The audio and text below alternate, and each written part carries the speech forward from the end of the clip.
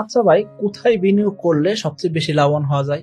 2025 সালে আপনি অনেকবার চেষ্টা করছেন যে কোনো একটা জায়গায় বিনিয়োগ করবেন, কিন্তু আলটিমেটলি আপনি কোনো একটা সিদ্ধান্তে উপনীত হতে পারেন নাই, যার কারণে আপনি কোনো একটা সেক্টরে বিনিয়োগ করেন নাই। আপনার কাছে রিস্ক মনে হয়েছে এবং কি আপনার কাছে লাভের পার্সেন্টেজ কম মনে হয়েছে, অথবা আপনার কাছে মনে হয়েছে কি আমি আসলে সময় পাইতেছি না, এইসব কারণে আপনি হয়তো বা বিনিয়োগটা করেন নাই। অনেক কষ্ট করে টাকাটা জমাইছেন, কিন্তু আলটিমেটলি যদি বিনিয়োগ না করেন সেক্ষেত্রে টাকা থেকে টাকা ইনকাম করতে না পারলে আলটিমেটলি সম্পদশালী হওয়া যায় না। আজকে আমি আপনাকে জানাবো 2026 সালে এমন 6টা বিনিয়োগের খাত, এই 6টা বিনিয়োগের খাতের যে কোনো একটা জায়গায় যদি আপনি ইনভেস্ট করতে পারেন, ইনশাল্লাহ 2026 সাল কেন, তার পরবর্তী বছরগুলোতে আপনি ভালো কিছু করতে পারবেন। তো চলুন শুরু করা যাক। আমাদের তালিকায় সর্বপ্রথম যে বিনিয়োগের খাতের কথা বলা যাচ্ছে সেটা কি? Agriculture sector. এগ্রিকালচার সেক্টর আপনি ইনভেস্ট কেন করবেন? এগ্রিকালচার সেক্টর ইনভেস্ট করবেন এই জন্যই, দেখেন বাংলাদেশে 18 কোটি মানুষ আছে। এই প্রত্যেকটা মানুষ প্রতি বেলায় খাবার খাইতেছে এবং তাদের জন্য কিন্তু খাবারটা ম্যান্ডেটরি। অর্থাৎ যে কোনো মানুষ বেঁচে থাকতে গেলে তার খাবার দরকার হবে। এখন এই খাবারটা কোথায় থেকে আসতেছে? অবশ্যই কৃষি পণ্য থেকে আসতেছে, এছাড়া কিন্তু উপায় নাই। সো এই কৃষি পণ্যের ভিতরে আপনি কিন্তু অনেক ধরনের জিনিস নিয়ে কাজ করতে পারতেছেন। আপনি চাইলে আধুনিক কৃষির যে কোনো একটা সেক্টর নিয়ে কাজ করেন, ইনশাল্লাহ ভালো একটা প্রফিট করতে পারবেন। কারণ কি, এগ্রিকালচার সেক্টরের লাভের পার্সেন্টেজটা অনেক হাই থাকে এবং কি আপনি যদি সঠিকভাবে টেকনোলজি কাজে লাগায় এগ্রিকালচার সেক্টর নিয়ে কাজ করতে পারেন, সেক্ষেত্রে দেখবেন কি লাভের পার্সেন্টেজ বেশি হবে, ঝুঁকি কম থাকবে, অন্যদিকে দ্রুত সময়ে প্রফিটেবল হওয়া যায়। এখন আপনি বলতেন ভাই, এগ্রিকালচার সেক্টরে কোন কোন জিনিস আমরা কাজ করতে পারি? আপনি চাইলে হাঁস মুরগি পালন করতে পারেন, গরু ছাগল পালন করতে পারেন, শাকসবজি উৎপাদন করতে পারেন, মাছ উৎপাদন করতে পারেন। এই যে এগ্রিকালচার সেক্টরের ভিতরে অনেকগুলা কিন্তু সাব সেক্টর আছে, এইসব যে কোনো একটা জায়গায় আপনি যদি বিনিয়োগ করতে পারেন, দেখবেন কি লাভের পার্সেন্টেজটা কিন্তু খুব ভালো থাকে। আমি আপনাকে বলবো জেনে বুঝে এগ্রিকালচার সেক্টর ইনভেস্ট করতে হবে। হুট করে এগ্রিকালচার সেক্টরে এসে আপনি যাতে লোকসানও না করেন। আপনি যদি শহরে জীবনযাপন পালন করে থাকেন, সেক্ষেত্রে আপনার গ্রামীণ পরিবেশের সাথে খাপ খাইতে হবে। হুট করে আপনি তাহলে বড় ইনভেস্টমেন্ট করবেন না, ছোট করে ইনভেস্ট করে দেখেন, আগে একটু শেখার চেষ্টা করেন। এগ্রিকালচার সেক্টরে যেরকম লাভ বেশি, এরকম আবহাওয়া এবং কি আপনার দক্ষতা না থাকার কারণে লোকসান হওয়ার চান্সও কিন্তু থাকতে পারে। এই জন্য বলবো আপনি অবশ্যই জেনে বুঝে এগ্রিকালচার সেক্টর নিয়ে কাজ করবেন। আপনি বলতে পারেন, আপনি যে এগ্রিকালচার সেক্টরের কথা বলতেছেন সেটা তো গ্রামে করতে হয়, আমরা কি শহরে বসে থেকে করতে পারবো? দেখুন, আমাদের আরো একটি কোম্পানি রয়েছে, সাকিব এগ্রোটেক প্রাইভেট লিমিটেড। এই কোম্পানির যে মাছ বা মাছের পোনা উৎপাদন, সেগুলো কিন্তু ময়মনসিংহে হচ্ছে। অর্থাৎ আমরা ময়মনসিংহে উৎপাদন করে সারা বাংলাদেশে ডিস্ট্রিবিউট করতেছি। অর্থাৎ আপনি যদি জেনে বুঝে ইনভেস্টমেন্ট করতে পারেন, সেক্ষেত্রে আপনি শহরে বসে থেকেও চাকরির পাশাপাশি অথবা প্রবাসে বসেও আপনি এগ্রিকালচার সেক্টরে কাজ করতে পারবেন। আপনি 2026 সালে বিনিয়োগ করবেন এবং কি সবচেয়ে বেশি প্রফিট চাচ্ছেন, এই ক্ষেত্রে আমি আপনাকে দ্বিতীয় যে আইডিয়াটা দিব সেটা কিন্তু খুবই লাভজনক একটা ব্যবসা হতে পারে যদি আপনি সঠিকভাবে ইনভেস্টমেন্ট করতে পারেন। সেই জিনিসটা কি? Import business. দেখবেন 2025 সালে অনেক ইম্পোর্টেড প্রোডাক্ট বাংলাদেশে বিক্রি হচ্ছে। 2025 সালে যেসব উদ্যোক্তা ভাইরা বিজনেস করছেন, যারা ভালো করতেছেন, তারা বিজনেসটাকে আরো স্কেলেবল করার চেষ্টা করবেন। পাশাপাশি আরো নতুন নতুন উদ্যোক্তা ভাইরা কিন্তু 2026 সালে এই ইম্পোর্ট বিজনেসের সাথে যুক্ত হবেন। সো আমি বলবো আপনাকে, আপনি যদি একাই ইম্পোর্ট করতে না পারেন, সেই ক্ষেত্রে অন্য কারো বিজনেসের সাথে আপনি যুক্ত হয়েও কিন্তু ইম্পোর্ট বিজনেস করতে পারেন। যে কোনো একটা ইম্পোর্ট বিজনেসে লাভের পার্সেন্টেজ 200% এর উপরে হইতে পারে। আমি বলবো আপনাকে, আপনি চাইলে কিন্তু ইম্পোর্ট বিজনেস শুরু করতেই পারেন, অথবা কেউ ইম্পোর্ট বিজনেস করতেছে তাদের সাথে কোলাবোরেশনে আপনি কাজ করতে পারেন। এবং কি বাংলাদেশের কাস্টমার বেসমেন্ট যদি দেখেন, বাংলাদেশি প্রোডাক্ট আর ইম্পোর্টেড প্রোডাক্ট বলা হয়, দুইটার ভিতরে কি করে আগে ইম্পোর্টেড প্রোডাক্ট নেওয়ার জন্য চেষ্টা করে থাকে। এই জন্য আপনি চাইলে কিন্তু ইম্পোর্ট বিজনেস শুরু করতে পারেন, এই জায়গা থেকে লাভের পার্সেন্টেজ বেশি পাবেন। 2026 সালে আপনি সর্বোচ্চ প্রফিট চাইতেছেন, এই ক্ষেত্রে আমি আপনাকে বলবো আপনি রিয়েল এস্টেট সেক্টরে ইনভেস্ট করতে পারেন। রিয়েল এস্টেট সেক্টরে ইনভেস্ট করলে কি হয়? লাভের পার্সেন্টেজটা বেশি হয়, অর্থাৎ 150 থেকে 200% লাভ আসে মোটামুটি 2 থেকে 3 বছরের ভিতরে। এখন আপনার প্রশ্ন হতে পারে, আমি কি রেডি ফ্ল্যাট কিনবো, নাকি একটা ফ্ল্যাট তৈরি হইতেছে এই অবস্থায় ইনভেস্ট করব, নাকি আমি শেয়ারে জমি কিনবো? আমি আপনাকে বলবো, আপনি অবশ্যই শেয়ারে জমি কেনার সুযোগ থাকলে অবশ্যই শেয়ারে জমি কেনার চেষ্টা করেন। কারণ কি, এখানে যখন আপনি বাড়িটা করবেন, সেই স্থাপনা তৈরি করতে 30 থেকে 40% কম খরচে আপনি স্থাপনা তৈরি করতে পারবেন। তবে খেয়াল করবেন, গুড কমিউনিটি না হলে এই যে শেয়ারে ইনভেস্ট করতেছেন, দেখা যাবে কি যারা জমি কিনলেন, এক জীবনে সঞ্চিত টাকাতে জমি কিনলেন, কিন্তু আলটিমেটলি 10 জন শেয়ার হোল্ডারের ভিতরে 1 জন বা 2 জন শেয়ার হোল্ডারের আর টাকা নাই, অথবা তারা বাড়িটা করবে বা স্থাপনা করবে, সেই সময় তাদের কাছে আর টাকা না থাকার কারণে তারা কিন্তু আর টাকা দিতে পারতেছেন না। তখন কি বাদ বাকি 8 জন মিলে বাড়িটা কইরা তাদেরকে আপনি শেয়ার দিবেন? কখনোই দিতে চাইবেন না।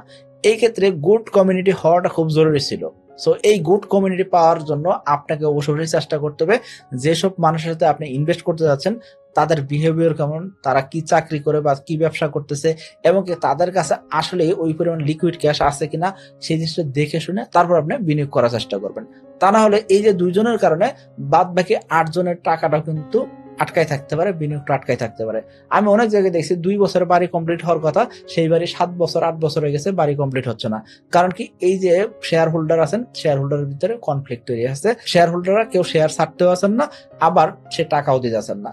আমি বলবো আপনাকে অবশ্যই এইসব জিনিস জেনে বুঝে ইনভেস্ট করতে হবে। এখন আপনার প্রশ্ন হতে পারে আমি এরকম ভালো কমিউনিটি কোথায় পাবো? সেই ক্ষেত্রে আপনি চাইলে আমাদের আর একটা কোম্পানি রয়েছে সাকিব হোল্ডিংস, সেই কোম্পানির আন্ডারে কিন্তু বিনিয়োগ করতে পারেন। কারণ কি, আমরা যেসব প্রকল্প করি সেই প্রকল্পের ভিতরে অবশ্যই আমি নিজে পার্সোনালি 1টা বা 2টা শেয়ার রাখার চেষ্টা করি। এই 1টা বা 2টা শেয়ার রাখলে ওই জায়গাতে একটা ফ্ল্যাট তৈরি হলো, ওই ফ্ল্যাটে আমি কিন্তু থাকবো না, আমি এটা পার স্কোয়ার ফিট হিসেবে বিক্রি করে আসবো। একটা 1600 বা 1700 স্কোয়ার ফিটের ফ্ল্যাট তৈরি হইতে 80 থেকে 85 লক্ষ টাকা ইনভেস্ট করলাম 2 থেকে 3 বছরে। খেয়াল করবেন, প্রথমে জমি কিনলাম 40-45 লাখ টাকাতে, বাদ বাকি 40 লাখের আশেপাশে আমরা ইনভেস্ট করলাম 2 থেকে 3 বছরে। এখন এই যে টাকাটা ইনভেস্ট করা হলো, দিন শেষে যখন পার স্কোয়ার ফিট হিসেবে বিক্রি করে আসা হয়, কমপক্ষে 1,30,00,000 থেকে 1.5 কোটি টাকায় বিক্রি করে আসা হয়। তো আমি তো কখনোই চাইবো না যে আমার টাকাটা আটকায় থাকুক। আমরা সবসময় চেষ্টা করি যেসব মানুষের সাথে কাজ করব সেসব মানুষের ব্যাকগ্রাউন্ডটা ভালোভাবে যাচাই বাছাই করি, তারা আসলে এখন জমি কিনলো তারপর বাড়ি করতে পারবে কিনা, 6 মাসের ভিতরে তাদের কাছে টাকা এরকম রেডি থাকবে কিনা, এই জিনিসগুলো দেখে শুনে আমরা কিন্তু তাদের থেকে বিনিয়োগটা নিয়ে থাকি। সবসময় একটা জিনিস খেয়াল করবেন, আপনার কাছে টাকা আছে মানে অন্য কারোর কাছে যে সমান সমান টাকা আছে এরকম নাও হতে পারে। অনেকে হয়তো আপনার সামনে শো অফ করতেছে, সেই জিনিসটা আপনি হয়তো বুঝতেছেন না। এই জিনিসগুলো দেখে শুনে তারপর ইনভেস্ট করতে আসতে হবে। আর যদি আপনি রেডি ফ্ল্যাট কিনেন বা রেডি অ্যাপার্টমেন্ট কিনেন, সেই ক্ষেত্রে দেখা যায় যে আপনি সেটা ইউজ করবেন, ইউজ করার পরে কি হবে, ইউজড প্রোডাক্ট হিসেবে বিক্রি হবে। তখন কিন্তু মার্কেটে সচরাচর নতুন প্রোডাক্টের যে দাম, সেই দামে আপনি কিন্তু বিক্রি করতে পারবেন না। এর পাশাপাশি বিক্রি করতে গেলে একটা লম্বা সময় লাগবে। বাংলাদেশে ফ্ল্যাটের দাম কিন্তু সচরাচর ওইভাবে বাড়ে না। সো আমি বলবো আপনাকে, আপনি রেডি ফ্ল্যাট না কিনে আপনি ল্যান্ড শেয়ারে ইনভেস্ট করে ভালো কমিউনিটি দেখে ইনভেস্ট করেন, এই ক্ষেত্রে লাভের পার্সেন্টেজটা বেশি হবে।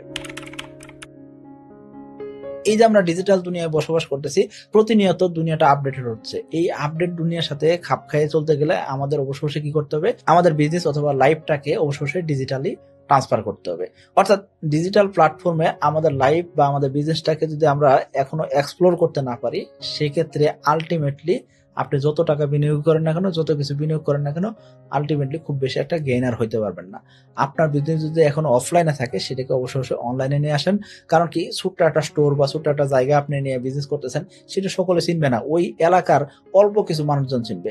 কিন্তু যখন আপনি এটাকে অনলাইনে নিয়ে আসবেন, সারা বিশ্বের মানুষ আপনাকে দেখতে পারবে, অথবা সারা বাংলাদেশের যে কোনো জায়গা থেকে আপনি অর্ডার পাইতে পারেন। এই জন্য বলবো, অনলাইনে ট্রান্সফার করাটা খুবই জরুরি। এই যে আপনার লাইফটাকে অনলাইনে ট্রান্সফার করতে চাইতেছেন, এর পিছনে কারণ কি? কারণ হলো অনেক বেশি প্রফিট চাচ্ছেন, এখন অনেক বেশি লাভ পাইতে চাইতেছেন। সেই ক্ষেত্রে অবশ্যই আপনাকে হাই ভ্যালু স্কিল শিখতে হবে। 2026 সালে আপনি যদি অধিক লাভ চান, এরকম কোনো জায়গায় যদি বিনিয়োগ করতে চান, সেই ক্ষেত্রে আমি বলবো আপনার নিজের উপরে ইনভেস্ট করেন। এই ক্ষেত্রে অবশ্যই হাই ভ্যালু স্কিল শেখার চেষ্টা করেন, যে স্কিল শিখলে আপনি ভালো টাকা ইনকাম করতে পারবেন, অথবা আগামী 2 বছর 5 বছর এই স্কিলটা বিক্রি করলে আপনি ভালো একটা লাভ করতে পারবেন। এই ধরনের স্কিল শেখার চেষ্টা করেন। শুধুমাত্র ভিডিও এডিটিং, গ্রাফিক ডিজাইন এইসব জিনিস শিখলে আলটিমেটলি ওইরকম গেইনার হতে পারবেন না বা ওইরকম লাভ করতে পারবেন না। এরকম খুব লাভজনক স্কিল কিন্তু এগুলা না। বর্তমান সময় এআই এর যুগ, আপনি চাইলে এআই এর এজেন্ট তৈরি করতে পারেন। এআই দিয়ে অনেকে মুভি তৈরি করে ফেলতেছেন, অনেকে আবার গ্রাফিক্স ডিজাইন না শিখে কি করতেছেন, গ্রাফিক্স ডিজাইনারকে কাজে লাগিয়ে ছবি, মুভি, বাচ্চাদের গান, বাচ্চাদের কার্টুন এইসব তৈরি করতেছেন। এইসব জায়গা থেকে প্রফিটটা বেশি করা যাচ্ছে।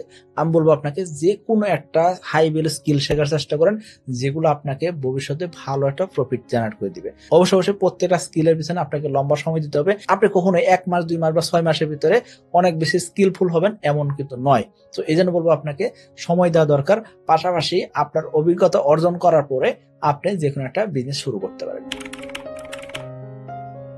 2025 সালে গোল্ডের দাম কি পরিমাণ বাড়ছে আপনি চিন্তা করে দেখেন। 2022 সালে গোল্ডের দাম ছিল 80,000, 81,000 বা 78,000 টাকা ভরি।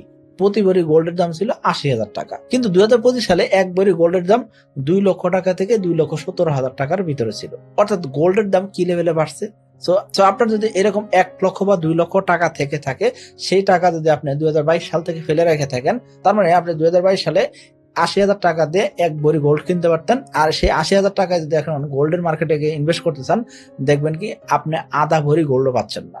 এই জন্য বলবো টাকাটাকে অবশ্যই স্থিতিশীল রাখতে হয় না, বা টাকাটা কোনো একটা জায়গায় আবদ্ধ রাখতে হয় না, বা টাকাটাকে অলস ফেলে রাখতে হয় না। সো আপনার টাকা অবশ্যই যে কোনো একটা খাতে বিনিয়োগ করার চেষ্টা করবেন। এই ক্ষেত্রে আপনি চাইলে কিন্তু গোল্ডেও ইনভেস্ট করতে পারেন। তবে গোল্ডে ইনভেস্ট করার ক্ষেত্রে আমি বলবো আপনাকে আপনার সম্পূর্ণ টাকা কখনো গোল্ডে ইনভেস্ট করবেন না। সর্বোচ্চ 20 থেকে 30%, অর্থাৎ ১ লক্ষ টাকা থাকলে ২০ থেকে ৩০,০০০ টাকা গোল্ডে ইনভেস্ট করা যেতে পারে। এখন আপনি বলতেন মাত্র ২০ থেকে ৩০,০০০ টাকা ইনভেস্ট করবো গোল্ডে, সেক্ষেত্রে তো কিছুই পাওয়া যাবে না। আমি আপনাকে উদাহরণ হিসেবে বলছি। তবে গোল্ডে ইনভেস্ট করার ক্ষেত্রে চেষ্টা করাবেন ২-৩ ভরি গোল্ড কিনে রাখতে পারেন। গোল্ড একটা সেফ ইনভেস্টমেন্ট, এই ক্ষেত্রে আপনি এই গোল্ডে ইনভেস্ট করতে পারেন। তবে অল্প বিনিয়োগ করাটাই সবচেয়ে ভালো। অনেক বেশি বিনিয়োগ করে ফেলবেন, এই কাজটা করা উচিত নয়। তবে খেয়াল করবেন, জুয়েলারিতে ইনভেস্ট করলে খুব একটা লাভ নাই। কারণ কি, জুয়েলারি প্রোডাক্ট যখন কিনবেন সেক্ষেত্রে মেকিং চার্জ দিবে, ব্যাট নিবে।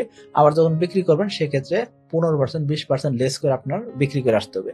এই জন্য বলবো জুয়েলারি প্রোডাক্ট না কিনে আপনি গোল্ডের বারে ইনভেস্ট করার চেষ্টা করেন, এতে করে কিন্তু লাভটা ভালো থাকবে।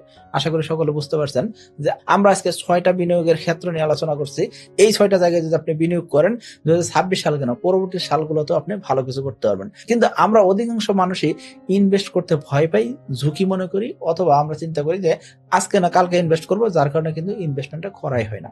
সো আমি বলবো আপনাকে চেষ্টা করেন অল্প অল্প করে বিনিয়োগ করা। আর অল্প অল্প করে বিনিয়োগ করা শুরু করলে একটা সময় এটা অভ্যাসে পরিণত হয়ে যাবে।